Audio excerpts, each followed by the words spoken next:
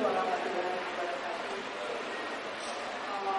Yang terhormat Bapak Wakil Wali Kota, Madam, yang terhormat, mohon maaf kalau mungkin saya menyebutkan Bapak Ketua KKN Sumatera Barat, yang terhormat Bapak Pembina KKN Sumatera Barat, kemudian yang terhormat juga kepada Ketua KKN Padang yang baru terpilih, Bapak-bapak, ibu-ibu, para undangan yang mungkin tidak bisa saya sebutkan satu persatu. Kemudian yang terhormat juga Bapak narasumber, Bapak Letnan Jenderal Purnawirawan Hendrianto Sunarto, ya, kemudian Bapak Kepala Kantor Wilayah BI, Bapak Dr. Mahdi. Kemudian sebelum kita memulai diskusi hari ini, mungkin perlu saya sebutkan sedikit mengenai CV daripada masing-masing narasumber kita pada hari ini.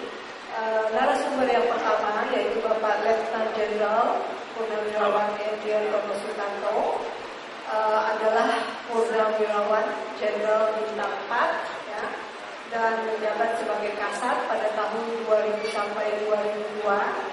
Kemudian Panglima TNI 2002-2006. Ya.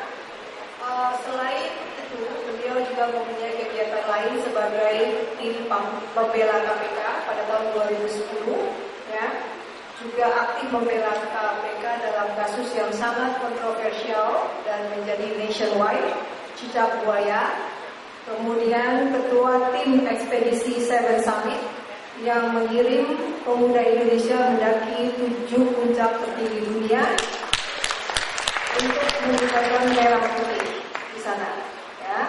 Selain itu, beliau juga aktif sebagai pembina gerakan Indonesia Mengajar yang mengirim sarjana sukarelawan menjadi pengajar di berbagai pelosok tanah air, membantu anak-anak yang membutuhkan. Juga sebagai Wanadri di sini organisasi pencinta alam sebagai pembina, Pak.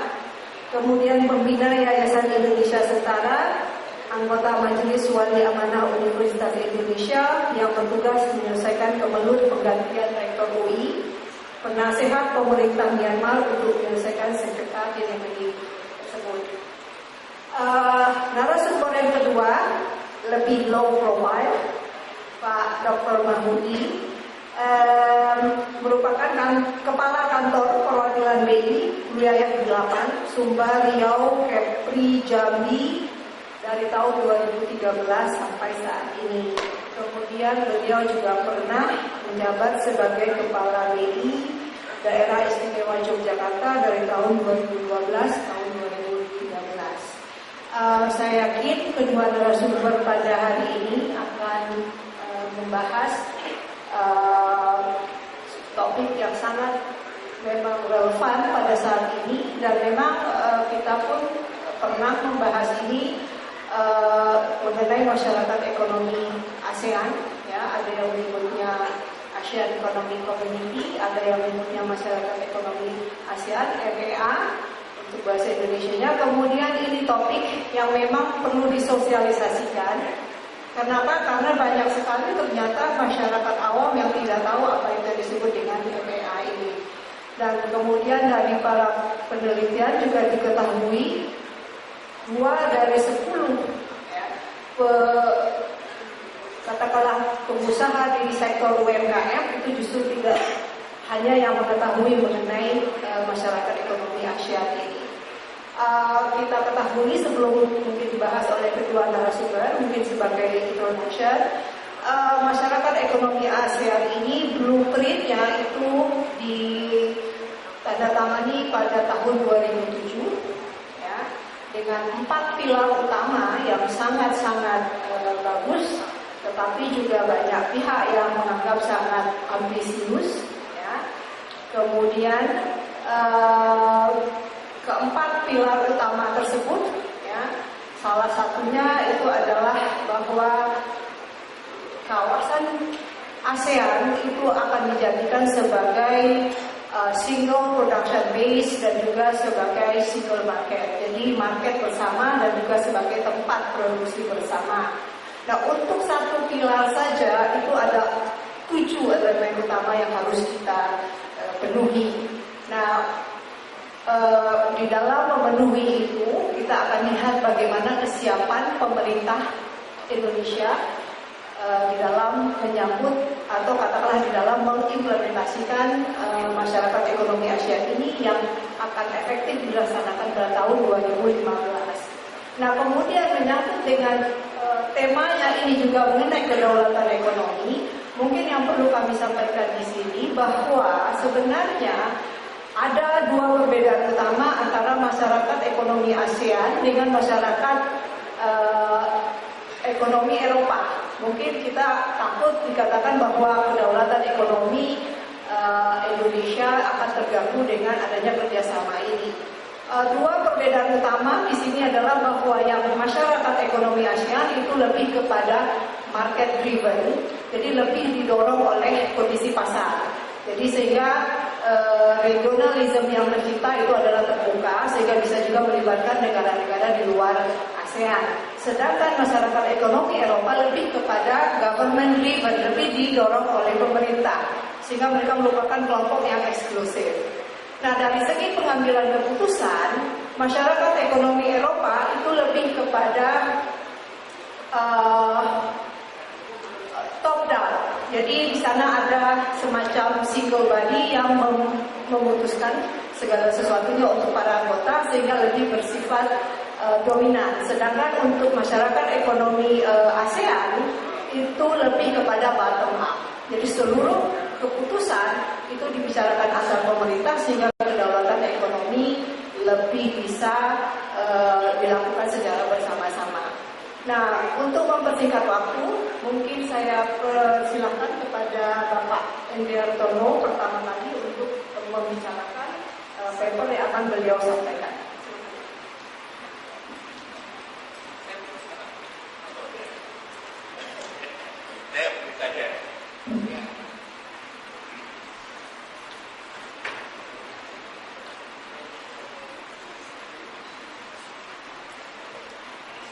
Assalamualaikum warahmatullahi wabarakatuh.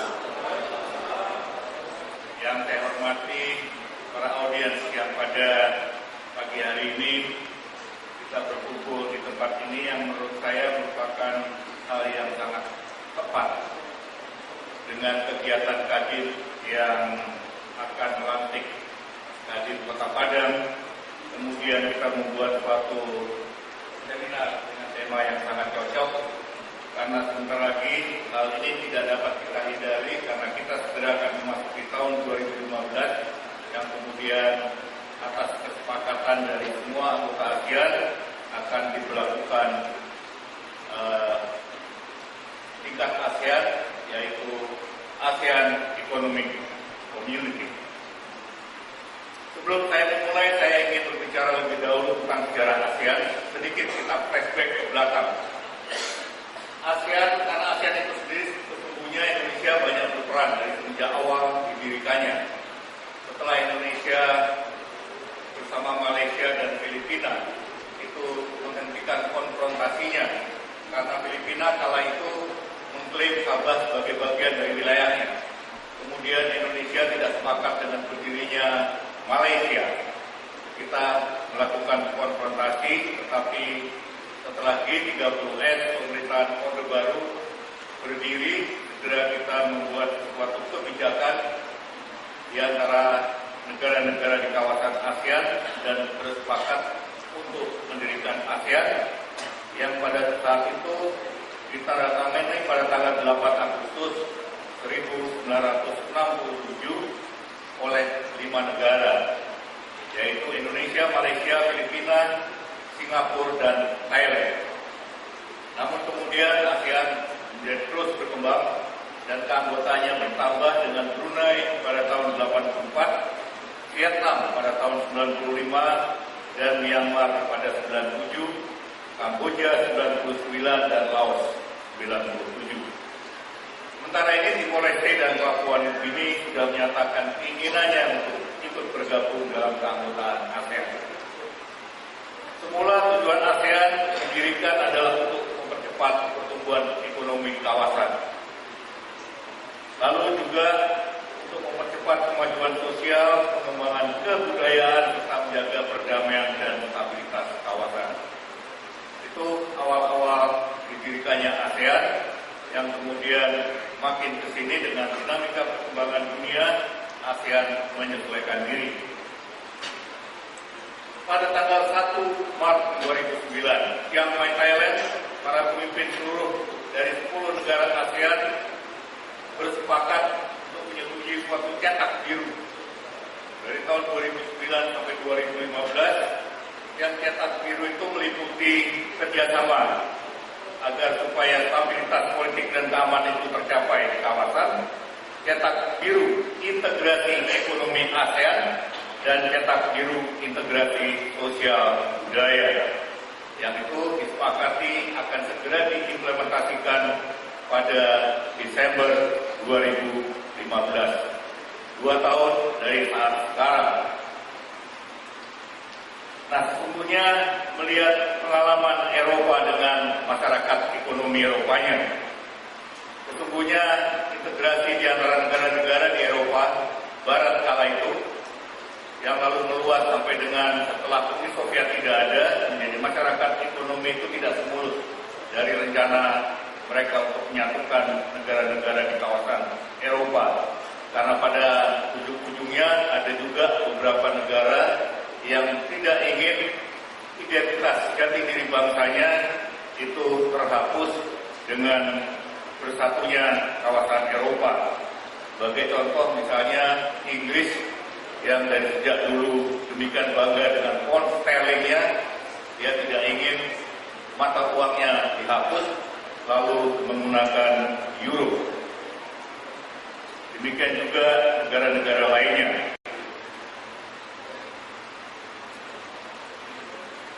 Integrasi ASEAN tidak lagi bisa kita tolak, karena memang itu sudah menjadi kesepakatan sejak kita bersepakat untuk tadi yang saya sampaikan. Tinggal lagi bagaimana kesiapan kita dalam menghadapi semua integrasi di kawasan ASEAN ini. Kelihatannya yang paling kita khawatirkan adalah integrasi di bidang ekonomi. Dan mungkin kita mengadakan seminar pada pagi hari ini karena kalangan Kadin sendiri juga merasakan bahwa kesiapan kita masih mengkhawatirkan di dalam menghadapi integrasi, utamanya di bidang ekonomi yang ada. Masalahnya sekali lagi, kita sekarang berada pada suatu era yang disebut sebagai era globalisasi. Kita sekarang berada yang disebut sebagai big village, suatu kampung besar yang semua bangsa berada di dalamnya, yang batas-batas negara sudah tidak lagi terlalu menonjol seperti zaman-zaman sebelum Perang Dunia Kedua.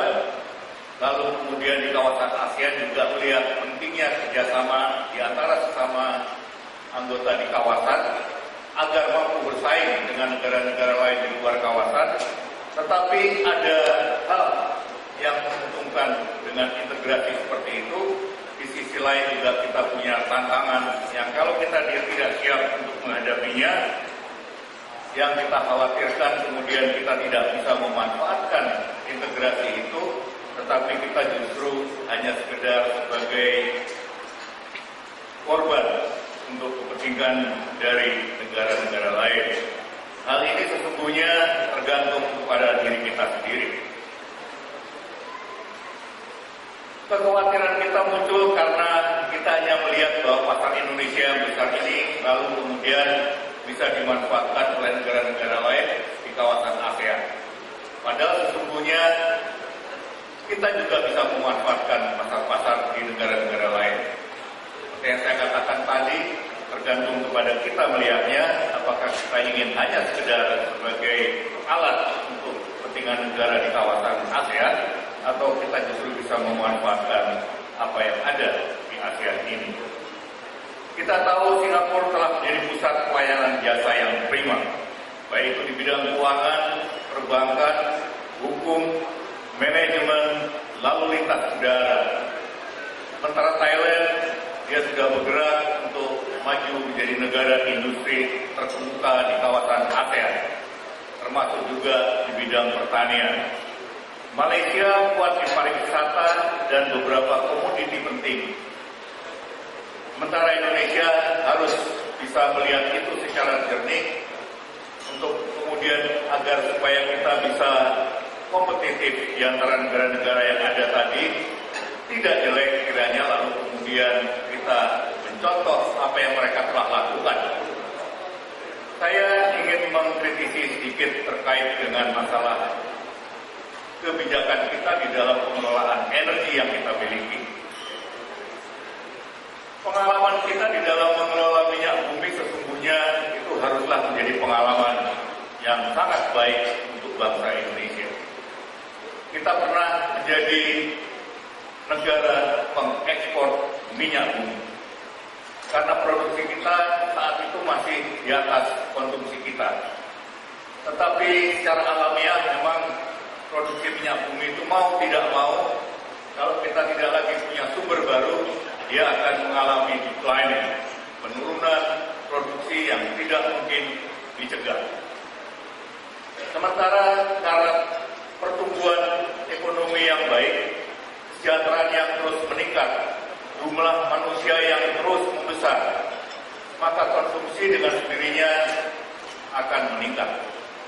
Nah, situasi yang tadi seperti ini, lalu berbalik, konsumsinya makin meningkat, produksinya makin menurun. Saat kita menjadi anggota OPEC, kita menjual minyak kita dengan harga $1-2 per barrel. Sekarang kita mengalami pada saat produksi sudah makin menurun, konsumsi meningkat, barang yang kita jual itu lalu kita beli kembali dengan harga 100 kali lipat. Harga minyak sekarang di atas $100. Hari ini kira-kira $110 per barrel. Sementara barang yang sama dulu kita ekspor dengan harga $1-2. Terakhir kita sebagai eksportir kira-kira pada level $12 per barrel. Harusnya kita bisa belajar dari hal itu. Seharusnya kita mampu memprediksi bahwa minyak bumi kita ini belum akan tergantikan oleh energi alternatif dalam kurun waktu sekian puluh tahun ke depan.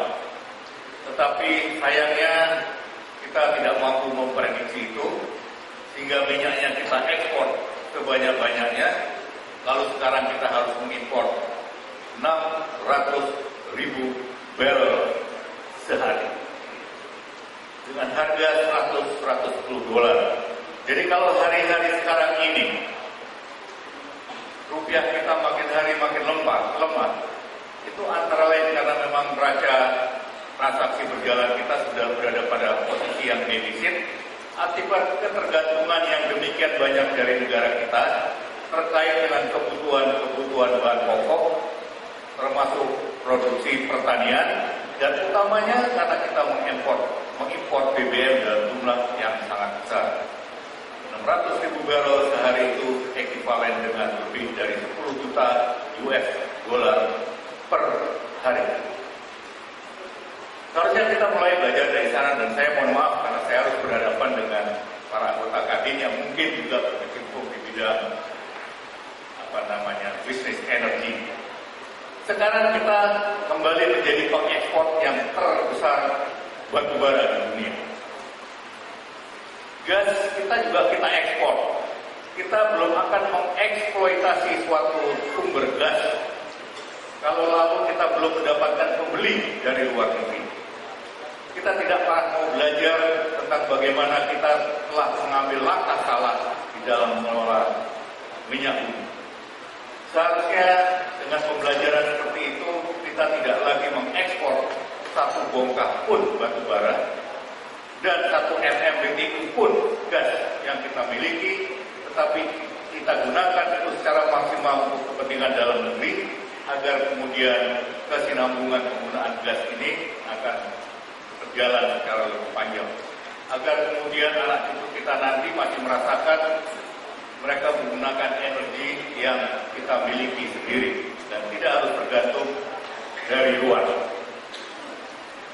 Ketergantungan akan BBM ini akan hilang dengan sendirinya kalau lalu kita mau merubah kebijakan kita di bidang energi. Kita tidak tinggalkan rezim BBM. Kita segera menggunakan batu bara dan menggunakan gas untuk menggunakan energi, kebutuhan energi di dalam negeri. Kalau itu yang kita lakukan, barangkali BBM kita hanya tinggal untuk memenuhi kebutuhan bagi angkutan kapal laut berupa solar, dan kita menggunakan aftur untuk kepentingan penerbangan. Kalau hanya dua itulah yang akan kita dukung dengan BBM, maka produksi BBM kita masih jauh di atas kebutuhan. Dan kalau itu bisa kita lakukan, maka kita tidak lagi tergantung kepada BBM dari luar. Defisit transaksi berjalan kita barangkali kita menjadi surplus. Yang kedua, kita meninggalkan rezim subsidi BBM yang diklaim oleh pemerintah antara 200 triliun 300 triliun setahun. Jadi kalau PLN kita itu kita hidupi dengan batu bara, sementara transportasi kita hidupi dia dengan gas melalui konversi dari BBM ke gas, maka kita tinggalkanlah rezim BBM yang sekarang sedang diributkan karena orang mengatakan bahwa kita ini diokupasi oleh mafia BBM. Itu dengan sendirinya akan mati karena BBM sudah tidak lagi merupakan barang yang menjadi praktis. Sementara batu bara dan gas kita cadangannya jauh lebih besar dibandingkan cadangan minyak bumi. Semoga dengan itu yang kita lakukan, kita menjadi punya kekuatan ekonomi cukup di dalam menghadapi ASEAN. Yang kedua, saya ingin sedikit berbagi pemikiran. Sekarang ini sering kita dengar buruh yang berdemonstrasi, buruh yang mogok.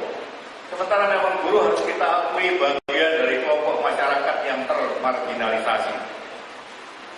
Padahal buruh itu sangat penting untuk agar supaya ekonomi kita juga bisa bertahan di tengah gejolak ekonomi dunia. Kenapa buruh sekarang ini kemudian melakukan demonstrasi menuntut kenaikan upah dan mereka mogok? Karena memang mereka mendapatkan pendapatan yang tidak wajar untuk mereka bisa hidup secara wajar sebagai layaknya manusia. Karena selama ini yang kita promosikan dari buruh kita adalah buruh yang murah. Mungkin kita tinggalkan lagi rezim yang menjual kepada para investor baik di dalam negeri maupun luar negeri dengan buruh murah. Tapi yang harus kita lakukan, segera kita switch buruh kita ini tidak lagi kita promosikan sebagai buruh murah, tetapi buruh yang produktivitasnya sedemikian tinggi sehingga produktivitas mereka itu 2 atau 3 kali lipat produktivitas buruh-buruh yang ada di kawasan ASEAN. Apakah itu buruh Vietnam, Laos, Myanmar, Thailand, Filipina. Lalu kita perbaiki iklim usaha bidang-bidang yang lain, infrastruktur, ketentuan-ketentuan yang harus diikuti oleh setiap investor di dalam menanamkan modalnya di Indonesia, agar kemudian setiap investor ini bisa menghitung dengan pas berapa biaya yang diperlukan membuat suatu pabrik, berapa operational cost yang harus dikeluarkan setiap tahun, termasuk di dalamnya labor cost, yang memang kita dari sejak awalnya sudah mengatakan bahwa biaya untuk buruh di Indonesia tidak lagi murah, tetapi produktivitasnya sangat tinggi. Ini menjadi pekerjaan rumah kita semua, agar lalu kemudian kalau sekarang banyak para investor mengalihkan industrinya, pabriknya, baik itu keluar Jakarta, yang saya tahu, karena Jakarta memperlakukan UMR yang ditingkatkan sekian persen dari semula, atau bahkan ada yang sudah berniat untuk mengalihkan keluar negeri. Sementara kita masih memerlukan dalam rangka menjaga pertumbuhan ekonomi kita, para investor yang mau menanamkan modalnya di Indonesia. Dengan buruh yang kemudian kita tingkatkan kemampuan dengan melalui kerjasama antara pemerintah dengan pengusaha, lalu mereka inilah yang kemudian kita promosikan, tetapi diimbangi dengan kepastian terkait dengan aturan-aturan yang ada, yang kemudian infrastruktur yang kita bangun agar kemudian memberikan kemudahan bagi para investor, maka iklim usaha akan menjadi semakin baik karena tidak diganggu lagi dengan demonstrasi dan pemogokan buruh. Karena sepengetahuan saya, satu hari buruh mogok itu telah menimbulkan kerugian miliaran bagi investor yang kemudian menyebabkan adanya gangguan atas stabilitas, gangguan kepada iklim investasi yang ada. Bapak-bapak dan ibu-ibu sekalian, mengapa saya sampaikan kali ini di hadapan bapak-bapak dan ibu-ibu sekalian? Karena memang ini ada relevansinya dengan yang bapak-bapak sekalian yang bergerak di bidang perdagangan di Indonesia. Pemerintah bersama Kadin, para ilmuwan perguruan tinggi pemerhati harus mencermati implementasi dari butir-butir integrasi ekonomi ASEAN. Untuk kemudian memetakannya mana yang akan menguntungkan dan mana yang akan merugikan kita. Lalu kemudian kita menyiapkan diri mana yang masih akan menyebabkan kerugian di pihak kita. Hanya dengan cara itu kita mampu untuk tetap survive di tengah-tengah persaingan yang semakin ketat dan suatu integrasi yang tidak mungkin lagi kita tolak. 2015 bukan waktu yang lama. Tinggal 2 tahun, dan 2 tahun itu waktu yang sangat singkat, yang apabila tidak kita manfaatkan dengan sebaik-baiknya untuk mempersiapkan diri, saya hanya punya kekhawatiran, akhirnya kita hanya sekedar menjadi korban dari integrasi ini, sementara negara-negara lainlah yang menikmatinya. Terlebih mereka yang sudah punya keuntungan karena mereka sudah berada di depan kita atas hal-hal yang saya sampaikan tadi dari masing-masing negara. Di bidang stabilitas politik dan keamanan, upaya ASEAN sudah kelihatan membuahkan hasil. Karena Cina bersedia mengikatkan diri pada dokumen ASEAN Amity and Cooperation yang berprinsip untuk menjaga perdamaian serta juga anti-integrasi. Tapi kita tetap harus mewaspadai karena China sekarang merupakan negara yang tengah bergerak maju sebagai salah satu kekuatan ekonomi dunia yang mereka memerlukan tentu pasar. Yang mereka melihat potensi pasar di ASEAN dengan jumlah manusia yang tidak kecil. Jumlah total penduduk ASEAN itu 600 juta orang, yang kemudian dengan kesejahteraan yang terus meningkat, dengan pendapatan yang juga terus meningkat, ini merupakan pasar yang menggiurkan. Sementara China dengan pertumbuhan industrinya memerlukan pasar bagi mereka. Jadi, apapun yang dilakukan oleh China, kita perlu melihatnya secara jernih. Apa yang bisa kita manfaatkan dari kerjasama dengan China ini, tapi sisi lain juga kita tetap mewaspadainya, karena bagaimanapun ASEAN tetap merupakan sesuatu yang sangat didambakan oleh mereka-mereka yang memerlukan pasar. Belajar dari berbagai pengalaman yang ada, khususnya di bidang ekonomi, kesiapan kita sendiri sesungguhnya akan menentukan prospek kita ke depan melalui integrasi yang akan terjadi. Integrasi ASEAN bisa menguntungkan sekali lagi kalau kita sadar dan segera menyiapkan diri. Dari semua aspek yang terkait dengan masalah integrasi tersebut, dan sesungguhnya Indonesia itu sangat menarik bagi semua pihak karena mempunyai pasar terbesar di kawasan dibandingkan dengan negara-negara lain. Ada beberapa keuntungan yang dapat diraih dengan pembukaan pasar jasa karena Indonesia sendiri kurang memiliki pengalaman dan pengetahuan praktis di dalam banyak hal. Jangan pernah malu untuk kita belajar dari negara lain. Malaysia pernah memanfaatkan keunggulan Indonesia saat awal-awal Malaysia merdeka. Mereka mengirimkan banyak sekali mahasiswa untuk belajar di Indonesia. Sementara mereka mengimpor banyak sekali guru maupun dosen dari Indonesia untuk mengajar di Malaysia. Sekarang situasi sudah berbalik, ada sedikit mahasiswa di Indonesia, baik mahasiswa Indonesia di Malaysia jumlahnya jauh lebih banyak. Dan Malaysia sekarang ini tengah gencar-gencarnya mengirimkan para generasi mudanya untuk belajar di negara-negara barat, yang kemudian diharapkan para generasi muda mereka itu akan kembali ke negaranya yang merupakan sumber daya manusia yang unggul untuk terus memajukan bangsa Malaysia. Kita belum lagi mempunyai suatu strategi untuk bagaimana setiap tahun Indonesia ke depan untuk kemudian mampu menjadi bangsa yang tidak harus tertinggal dengan bangsa-bangsa lain, utamanya di kawasan ASEAN. Bapak dan Ibu-Ibu sekalian, secara internal Indonesia harus melakukan persiapan dalam banyak hal dan melakukan pembenahan besar.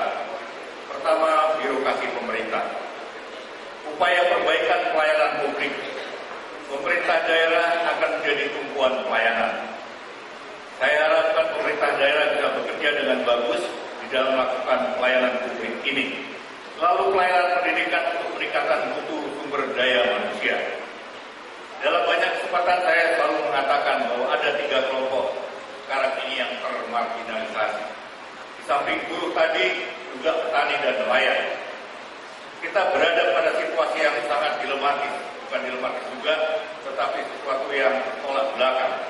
Karena di satu sisi kita masih pada tingkat sebagai negara agraris, dan anehnya sebagai negara agraris di suatu daerah yang subur, yang beriklim tropis, yang satu matahari itu bersinar 1 tahun penuh dan hujan juga tidak pernah kekurangan, tapi kita bukan sebagai pengekspor produk pertanian, namun lalu kita menjadi pengimpor produk pertanian. Ada hal yang kontradiktif di sini. Sementara kita tahu Amerika Serikat, Jepang, negara-negara industri terkemuka, tetapi mereka masih mampu melakukan ekspor atas barang-barang produksi pertanian. Saat sekarang kita masih menjadi pengimpor terbesar beras di dunia. Masih mengimpor banyak sekali produk-produk pertanian yang tidak lagi saya sebut satu persatu. Saya percaya Bapak-Bapak dan Ibu sekalian memahaminya, produk-produk yang seharusnya mampu untuk kita produksi sendiri. Kalau pertanian ini kita benahi, di satu sisi kita akan mempunyai ketahanan pangan yang itu sangat penting. Mengapa Amerika masih mensubsidi orang-orang yang bekerja di pertanian agar kemudian mereka tidak beralih profesi menjadi orang-orang yang tidak lagi bergelut di pertanian? Karena negara sekalipun, Amerika sekalipun menyadari betapa pentingnya ketahanan pangan. Dengan kita benahi pertanian, maka kita punya ketahanan pangan satu, lalu kita juga meningkatkan pendapatan dari para petani. Meningkatkan pendapatan para petani tidak dengan menaikkan harga produk pertanian. Kita tidak boleh hanya sekedar untuk meningkatkan pendapatan para petani dengan cara menaikkan harga produksi pertanian. Katakanlah beras, lalu harganya atau gabah harganya kita tingkatkan 2 kali atau 3 kali lipat, yang tujuannya hanya sekedar memberi pendapatan lebih kepada para petani. Tapi memberi pendapatan lebih kepada para petani ini memang harus dilakukan. Caranya produksi produksinya yang kita tingkatkan, bukan harganya. Sebab kalau harganya, maka ada kelompok miskin lain, buruh dan nelayan yang bukan petani, yang mereka juga harus diselamatkan. Caranya intensifikasi dan ekstensifikasi. Moga-moga bapak ibu-ibu yang ada di sini yang mungkin berkecimpung di bidang pertanian, agar kemudian juga melakukan suatu langkah untuk meningkatkan produksi pertanian dengan meningkatkan pendapatan para petani, agar lalu anak-anak para petani ini, anak-anak para buruh dan juga nelayan itu bisa bersekolah. Kalau mereka bisa bersekolah, insya Allahnya kemudian anak-anak ini tidak harus lagi mengalami nasib yang sama dengan orang tuanya. Maka kita tidak menambah jumlah orang miskin, karena orang tua yang miskin tidak mampu menyekolahkan anak-anaknya, akibatnya kemudian anak-anaknya tetap kembali menjadi miskin, dan kemiskinan akan bertambah karena setiap orang pasti punya anak lebih dari jumlah orang tuanya. Di nelayan kita lakukan melalui, kalau kita mengklaim mengatakan dengan pencurian ikan sekarang ini kita merugikan sekitar 100 sampai dengan 200 juta per tahun, triliun per tahun, 200 triliun per tahun. Pertanyaannya, kalau kemudian kita mampu mencegah pencurian ikan di laut, apakah kemudian yang 200 triliun ini bisa mengalir pada para nelayan kita? Realitanya tidak bisa. Kenapa tidak bisa? Karena memang perahu-perahu nelayan kita itu perahu-perahu nelayan yang tidak cukup canggih untuk beroperasi lebih dari 1 hari, yang dilengkapi dengan full storage, yang mampu berlayar sampai dengan ZEE, zona ekonomi eksklusif, yang di sana tempat para nelayan asing itu mencuri ikan, karena ikan-ikan di sana memang jumlahnya sangat besar, tetapi nelayan kita tidak mampu sampai ke tempat itu karena perahu-perahu mereka perahu-perahu kecil. Akibatnya tangkapan mereka tidak jumlahnya tidak terlalu banyak, sehingga pendapatan mereka pun tidak cukup untuk kehidupan wajar sebagaimana layaknya manusia. Nah, ini harus menjadi perhatian kita bersama, agar kemudian nelayan kita mendapatkan perahu yang sama dengan nelayan-nelayan asing, agar lalu klaim 100 triliun, 200 triliun kekayaan alam kita yang dicuri itu harus bisa kemudian mengalir kepada para nelayan kita.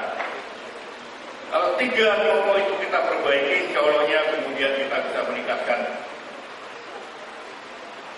kelompok orang miskin dengan jumlah yang sangat signifikan di satu sisi.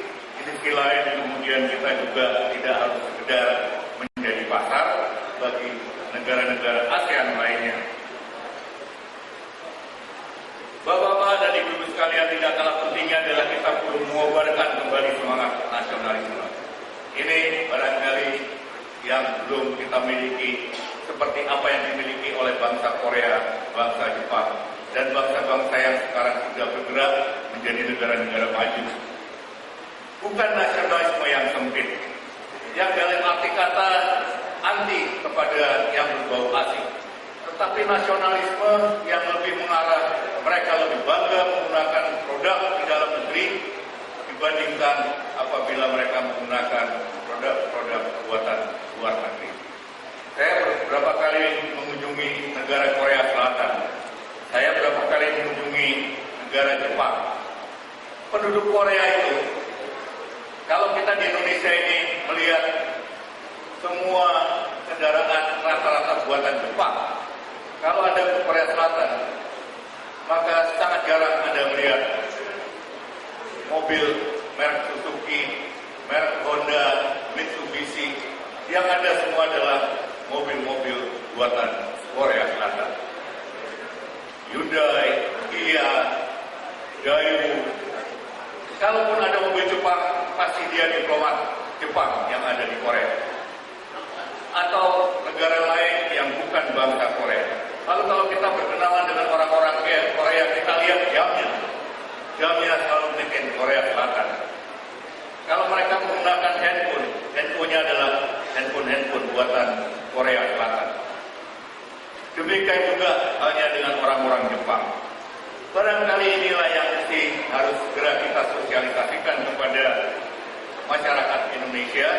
agar mereka lalu menjadi domestic minded. Artinya buatan dalam negeri itu harus lebih selalu menjadi yang utamakan, agar kemudian kalaupun sekarang mutunya belum sebaik buatan luar, tetapi kalau tidak ada market, kalau tidak ada yang membeli, bagaimana kemudian mereka bisa memperbaiki mutunya agar kemudian bisa bersaing dengan produk-produk luar. Tetapi kalau kita mau menerima awalnya barang-barang buatan dalam negeri yang mungkin dari segi mutu masih tertinggal dengan barang-barang luar negeri, tetapi karena kemudian barang-barang itu terbeli oleh kita dan mereka tahu bahwa dengan terbeli oleh kita itu sementara konsumen memerlukan mutu yang lebih baik, mereka punya kemampuan untuk memperbaiki, sehingga suatu saat moga-moga kemudian Indonesia bisa menjadi negara industri sekaliber Korea Selatan, sekaliber Jepang. Mengapa Korea Selatan selalu saya jadikan sebagai negara contoh? Karena pada tahun 70-an, Korea Selatan itu dalam segala hal hampir setara dengan Indonesia. Apapun, termasuk income per kapitanya, tingkat kemajuan industrinya, pertumbuhan ekonominya. Di tahun 70-an boleh dikatakan kita sebagai kembar siap. Namun sekarang Korea Selatan sudah berada pada level yang demikian tinggi dengan income per kapita lebih dari 12.000 US dollar, sementara kita jauh tertinggal yang katanya negara agraris, tapi pengimpor beras terbesar dunia, industrinya belum lagi bergerak maju, dengan income per kapita masih berada pada posisi 3.500 rupiah. Bapak dan Ibu sekalian sangat relevan kalau ini menjadi pemikiran kita bersama, karena kita berada pada suatu posisi yang terkait langsung dengan apa yang menjadi pembicaraan pada pagi hari ini. Terima kasih. Wabillahi taufiq wal hidayah. Wassalamualaikum warahmatullahi wabarakatuh.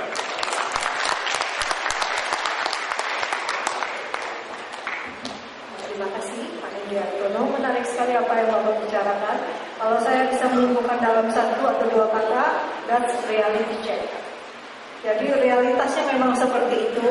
Jadi blueprintnya memang sangat bagus dan sangat tadi saya katakan sangat optimistik. Tapi realitanya seperti ini. Jadi ada beberapa poin yang disampaikan tadi yang perlu diperhatikan oleh Indonesia dalam menghadapi atau mempersiapkan diri dalam menghadapi Asian Economic Community ini. Di antaranya adalah sumber daya manusia yang harus diperbaiki dengan meningkatkan kualitasnya, kemudian mencoba mencari energi alternatif, kemudian juga konsentrasi yang lebih tinggi kepada buruh, petani, dan juga nelayan.